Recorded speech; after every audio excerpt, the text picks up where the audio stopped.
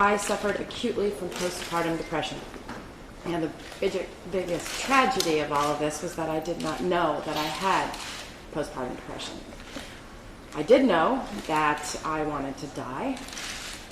I did know that I was incapable of holding or looking at or kissing or smelling or singing to my perfect tiny little baby.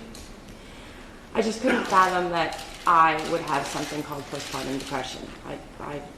It just wasn't going to happen to me because I wasn't going to be that person. It was ridiculous. I did know that if I stayed too close to my baby, that I would start to feel weak in the knees and I would start to get dizzy and start to faint. I knew that I cried all the time. Still didn't know I had postpartum depression. I knew that I was beginning to seriously plan ways that I could disappear quietly, but permanently.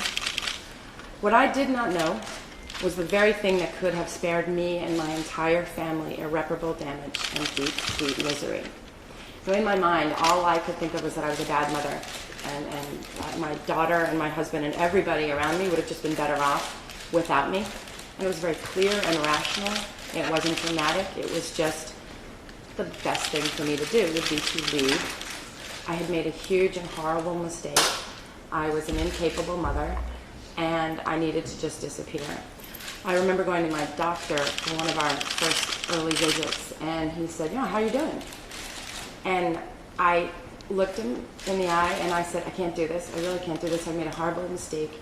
I don't think she can be taken back, but I can't take her home. She really can't stay with me, and I've changed my mind, and it would really be better if I just didn't have to do this. So just help me not do this, please. And he said, you know what, it's fine. You'll be fine. My wife went through the same thing. It's the baby blues. You'll be, it's hormones. You'll be fine. You'll be done very soon.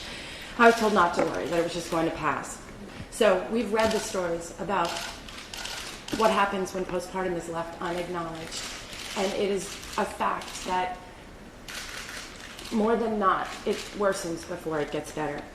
Lives, it is a guarantee, will be saved by having this bill passed.